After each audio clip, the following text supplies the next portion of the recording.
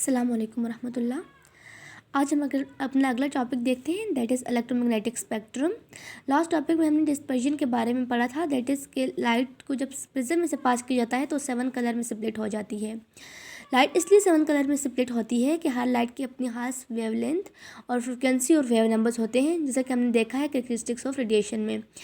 तो जब इन 7 कलर में जो लाइट स्प्लिट्स होती हैं, जो रेडिएशन स्प्लिट होती हैं, इनको जब हम इलेक्ट्रोमैग्नेटिक फोटोग्राफिक प्लेट पर स्प्रेड करते हैं तो हम देखते हैं कि जो एक साइड पर इलेक्ट्रोमैग्नेटिक वेव्स हाईएस्ट फ्रिक्वेंसी और शॉर्टेस्ट वेवलेंथ आ जाती हैं, जैसे कि कॉस्मिक रेज होगी और गैमा रेज होगी, जो कि हम स्पेक्ट्रम में देख सकते हैं। देखें, ये इनकी हाईएस्ट फ्रिक्वेंसी है, लेकिन इनके जो वेवलेंथ है दैट इज़ स्मॉलेस्ट शॉर्टेस्ट। जबकि दूसरी साइड पर हम देखते हैं इलेक्ट्रोमैग्नेटिक स्पेक्ट्रम के कि हमारे पास जो wavelengths of shortest frequency and highest wavelength जो हैं वो शो होती हैं, और मिडल में हमारे पास जो रेडिएशन शो होती हैं, इलेक्ट्रोमैग्नेटिक वेव्स शो होती हैं, उनको हम देखते हैं कि वो विजिबल होती हैं, उनको हम देख सकते हैं। विजिबल रीजन से ऊपर जो हमारे पास वेवलेंथ होती हैं दैट आर रेडिएशन जो होती हैं वो अल्ट्रावायलेट होती हैं, और इनसे जो नीचे की तरफ होती हैं वो इंफ्रारेड होती हैं। और इस तरह हम जो पूरा स्पेक्ट्रम ड्रा करते हैं इसे इलेक्ट्रोमैग्नेटिक स्पेक्ट्रम कहते हैं। और ये इस तरह से ड्रा होता है ना कि एक साइड पर हमारे पास जो वेवलेंथ है वो डिक्रीज़ हो रही होती है, जबकि जो एनर्जी है वो इंक्रीज़ हो रही है। आप देख सकते हैं energy is increasing while wavelength जो है वो डिक्रीज़ हो रही है। वेवलेंथ इस साइड पर डिक्रीज़ हो रही है, इस साइड पर इंक्रीज़ होगी, जबकि एनर्जी जो है इस साइड पर इंक्रीज़ हो रही है। तो ये जो पूरा जो ये सेटअप है इसको हम कहते हैं इलेक्ट्रोमैग्नेटिक स्पेक्ट्रम। जो लाइट डिफरेंट कलर्स में स्प्रेड हुई हैं और फिर डिफरेंट कलर उनकी वेवलेंथ और फ्रिक्वेंसी के हिसाब से जो इन्हें इस तरह सेट किया जाता है, ये एक इलेक्ट्रोमैग्नेटिक स्पेक्ट्रम कहलाता है। नेक्स्ट हम देखते हैं, हमने पिछले टॉपिक में देखा था कि हर जो रेडिएशन होती है उसकी ख़ास वेवलेंथ होती है, वेव नंबर होता है, फ्रीक्वेंसी होती है। तो these are known as parameters of wave of light. ठीक है, तो now what is wavelength? Wavelength is a distance between two successive crusts or troughs. तो now what is crust? हम देखते हैं crust क्या होता है। ये हमारे पास ये जो मीन से ऊपर जो जगह होती है ये इसे हम crust कहते हैं, while इस साइड को हम ट्रफ कहते हैं। तो दो सक्सेसिव क्रस्ट, अब ये भी एक हमारे पास क्रस्ट है, ये भी एक क्रस्ट है, तो इन दोनों के दरमियान का जो डिस्टेंस है that is wavelength of a wave. ठीक है, वेल एम्पलीट्यूड हम देखते हैं। एम्पलीट्यूड क्या होता है कि एक क्रस्ट का ये मीन पॉइंट से लेकर उसका जो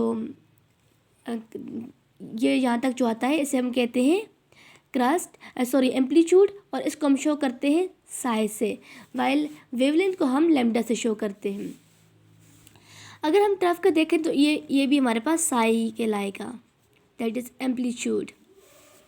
ठीक है, इसकी डेफिनेशन उन्होंने लिखी है कि the maximum displacement of a wave is called amplitude, मतलब कितनी जो हमारे पास वेव है वो अपनी जगह से हटी है, तो that is amplitude and it is denoted by psi. Now आगे हम देखते हैं wave number. Now what is wave number? तो wave number is reciprocal of wavelength, mean wave number is 1/λ, that is ठीक है, ये होगा हमारे पास वेव नंबर, और वेव नंबर को हम शो करते हैं न्यू बार से। सही है, अब इसके एक और डिफिनेशन हम इसको इस तरह डिफाइन कर सकते हैं कि total number of waves which can pass through a space of 1 centimetre और अ मीटर।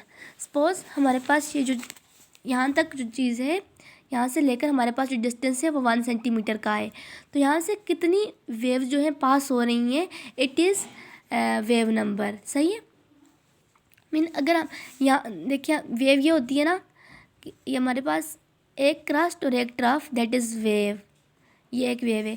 तो अब हम देखते हैं कि इसमें से कितनी वेव्स पास कर रही हैं।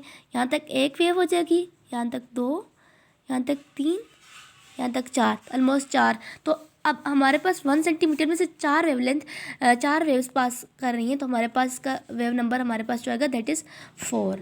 सही है, आगे हम देखते हैं frequency. Frequency is defined as number of waves which can pass through a point in 1 second. एक सेकंड में एक पॉइंट से कितनी वेव्स पास कर रही हैं, दैट इज़ फ्रीक्वेंसी. और इसको हम शो करते हैं हर्ट्ज से, न्यू से हम इसे शो करते हैं. और frequency is always inversely proportional to wavelength. जैसे कि हमने पीछे देखा था कि nu is equal to C over lambda. तो लेमडा इंक्रीज़ होगा तो फ्रीक्वेंसी डिक्रीज़ होगी, तो लेमडा इंक्रीज़ होगा. तो फ्रीक्वेंसी जो होती है वेवलेंथ के क्या होती है कि इन्वर्सली प्रोपोर्शनल होती है. आगे एनर्जी भी हम पिछले टॉपिक में देख चुके हैं.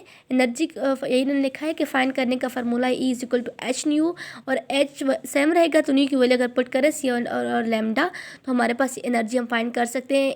एनर्जी इंक्रीज़ होगी, लेमडा डिक्रीज़ होगा. एनर्जी और लेमडा भी आपस में इन्वर्सली प्रोपोर्शनल है.